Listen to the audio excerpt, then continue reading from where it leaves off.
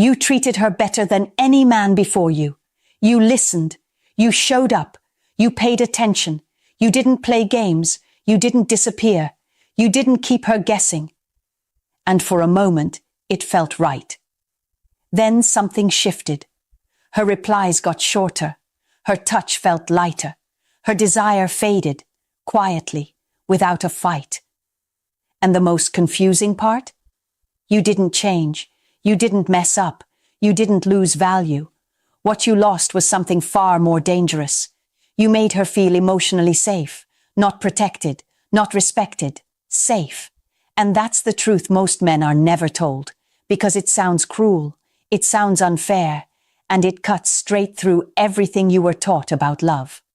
Today, I'm going to tell you the part of female psychology very few women will ever say out loud.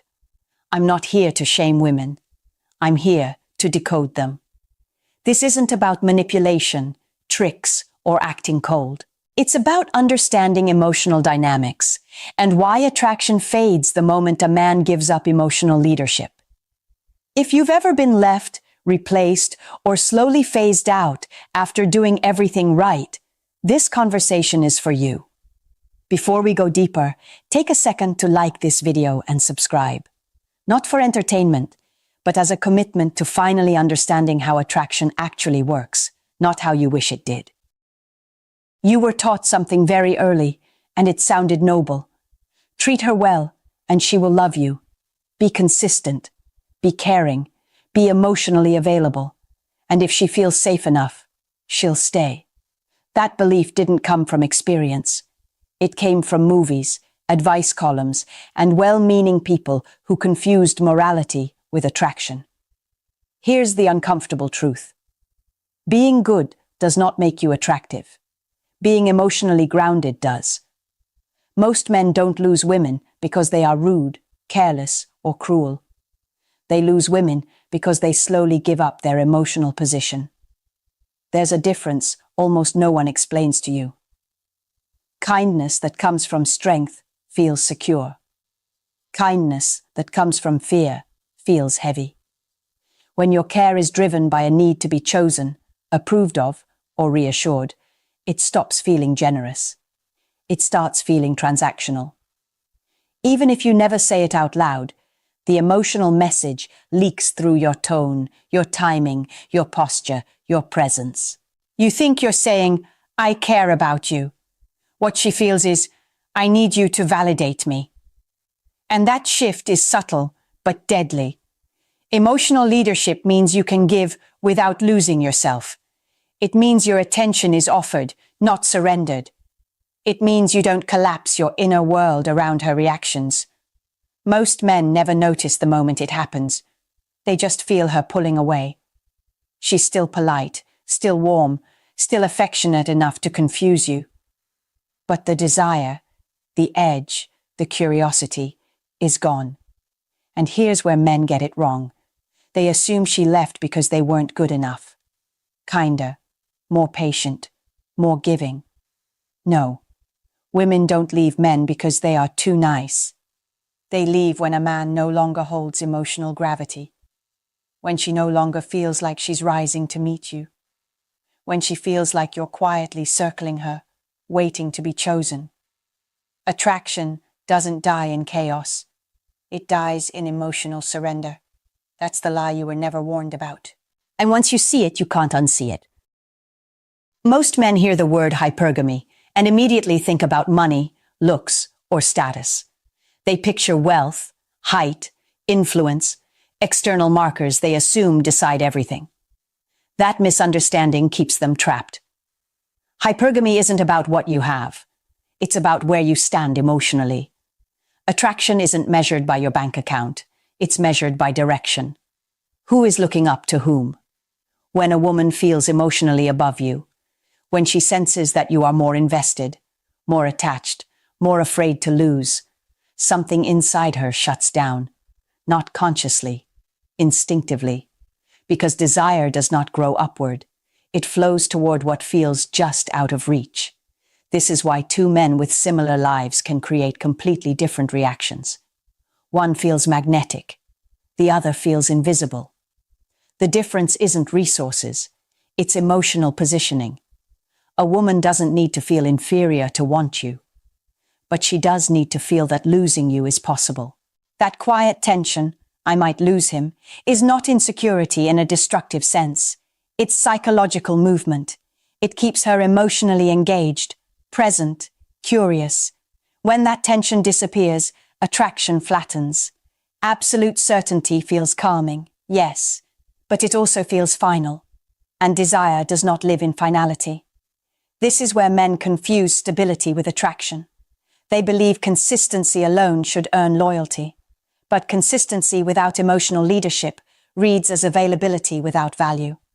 When she knows, without question, that you will stay, that you will adapt, that you will prioritize her emotional comfort over your own center, she stops rising toward you. Not because she's cruel, not because she's ungrateful, because the emotional dynamic reversed. Hypergamy responds to perception, not intention. It reacts to who appears to be choosing and who appears to be waiting. This is why a man can do everything right and still feel her slipping away. He didn't lose value. He lost leverage. And here's the part men resist hearing. A woman doesn't want to feel bigger than the man she desires. She wants to feel drawn upward, emotionally, energetically, psychologically. The moment she feels she has already arrived, the journey ends, and attraction quietly follows. Desire doesn't disappear in a dramatic moment. It erodes, slowly, quietly, almost politely. It starts the moment a man becomes fully predictable, not in character, but in emotion. She knows you'll answer. She knows you'll be there. She knows how you feel before you even speak. And that certainty feels comfortable. But comfort is not what keeps desire alive. Attraction needs tension, not chaos, not instability, but psychological movement. The sense that something is still unfolding. When you become emotionally stable in a way that removes all uncertainty, the relationship stops breathing.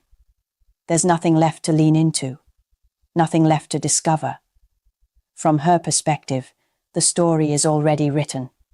This is where many men misunderstand what women mean when they say, "I just don't feel the spark anymore." They think it's about excitement, or novelty, or effort. It's not. It's about emotional friction. When a man's presence becomes guaranteed, when his attention becomes assumed, when his emotional state revolves around her responses, desire begins to soften. Not because he's doing anything wrong, but because he stopped holding tension. Imagine two men. One is always there, emotionally available, adaptable, ready to reassure. The other has warmth, but also direction. A life that doesn't bend around her moods. A center that stays intact whether she leans in or pulls back. Both care. Only one feels grounding and compelling. Safety is comforting. It creates trust. It creates peace. But it does not create longing. Longing comes from the subtle sense that your presence is chosen, not required. That your attention is intentional, not automatic. This is why emotional certainty kills desire without anyone meaning for it to happen. The man thinks he's building connection. She feels like the connection stopped moving. And once desire stalls, no amount of reassurance can restart it. Because desire doesn't respond to logic. It responds to emotional polarity. You don't lose attraction by being stable. You lose it by becoming emotionally flat. And the tragedy is this. Most men only realize what happened after she's already gone quiet. Not angry, not dramatic, just no longer reaching. Most men hear the phrase interest tests and immediately feel defensive. They think they're being judged, evaluated, scored. That's not what's happening. She's not testing your intelligence. She's not testing your competence. She's not even testing your confidence in the way you think. She's measuring one thing, quietly and constantly. How emotionally invested are you in me? Every interaction answers that question for her, whether you realize it or not. Who reaches out first? Who needs reassurance? Who leans in when there's silence? These moments look small on the surface, harmless, normal, but emotionally, they signal position. When you initiate every conversation, she doesn't hear interest. She hears availability. When you rush to reassure her moods, she doesn't feel supported. She feels centered. When you are always the one seeking closeness, touch, validation, emotional check-ins, she doesn't feel desired. She feels pursued. And pursuit feels good, briefly. But over time, it removes tension. And without tension, attraction has nothing to grip onto. Here's the part men rarely understand. You don't fail these moments because of the action itself. You fail because of the emotional direction behind it. Two men can send the same message. One feels grounded, the other feels needy. Two men can offer the same affection. One feels chosen, the other feels compensatory. She doesn't analyze this consciously. She feels it. That's why trying to outsmart these moments never works. You can't perform your way through emotional imbalance. Interest tests aren't traps. They're emotional mirrors. They reflect who is leaning, who is steady, and who is waiting to be wanted. And when she senses that your emotional state depends on her responses, something inside her shifts.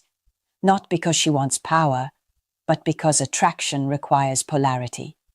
She needs to feel that your center exists independently of her approval. When you don't take the bait, when you don't rush to close every gap, fill every silence, or soothe every uncertainty, you're not withholding.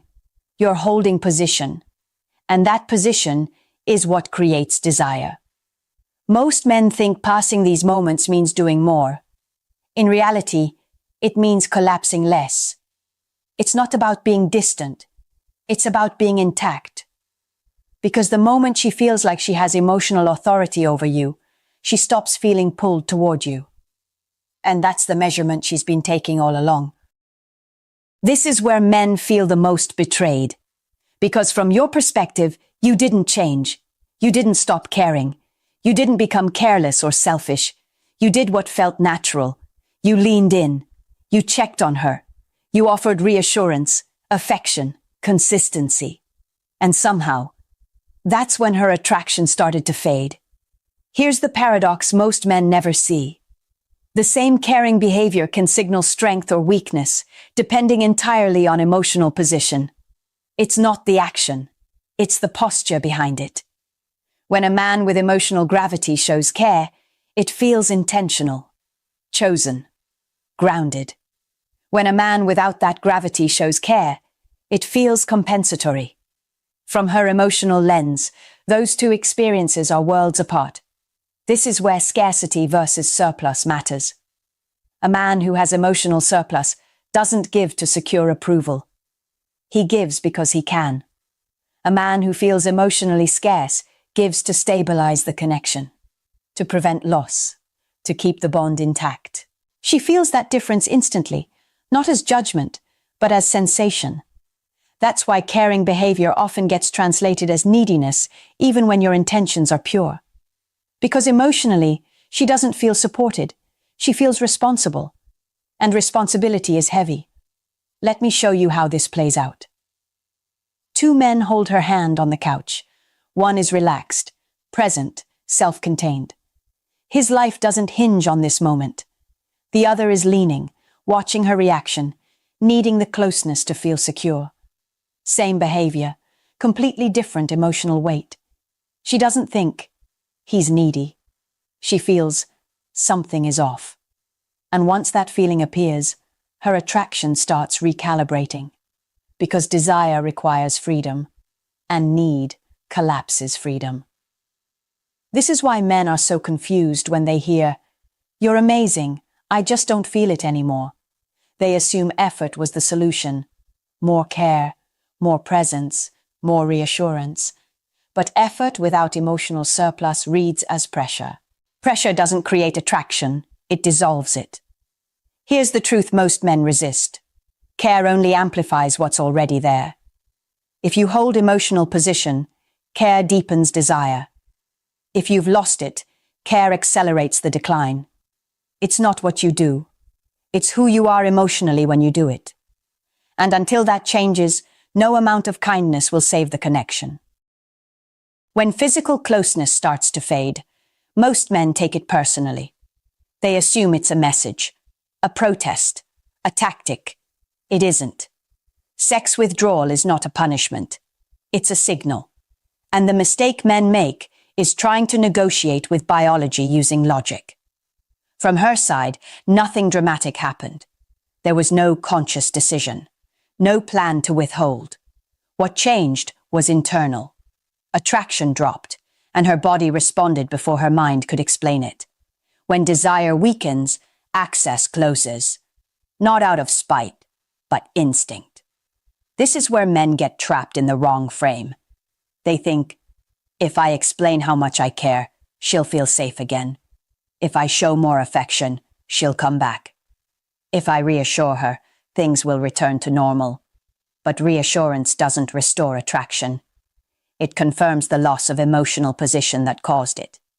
Because when a woman senses that a man is chasing closeness to stabilize himself, her body reads it as misalignment. Something feels off.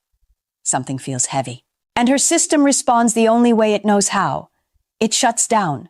Not because she's cruel, not because she's manipulative, not because she enjoys control, but because attraction cannot coexist with emotional imbalance. This is the part that's hardest for men to accept. The more you plead for closeness, the more you communicate need. The more you communicate need, the less desire can survive. So men double down. They try harder.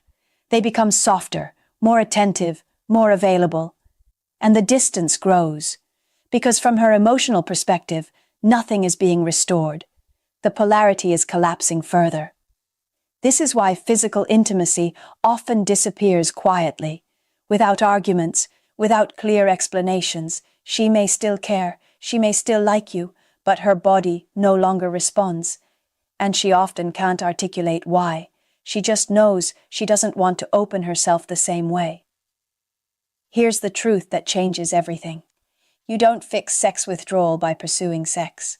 You fix it by restoring emotional leadership. That means regaining your center, your independence, your direction, not withdrawing to punish, not becoming cold or distant, but stepping back into yourself instead of leaning toward her. Attraction doesn't return through persuasion. It returns when emotional balance is restored. And until that happens, every attempt to close the gap only makes it wider. This isn't about blame. It's about understanding the signal before it becomes permanent. The men who struggle the most with this are rarely careless or selfish. They're responsible, thoughtful, emotionally aware. They're the men who were taught to show up fully, and did. They listen, they support, they make space for her feelings, and slowly, without realizing it, they give away their emotional ground. The mistake isn't kindness, it's timing and positioning. Good men tend to give emotionally too early, before attraction has stabilized, before polarity has formed, before she has had to reach. From his perspective, he's building connection.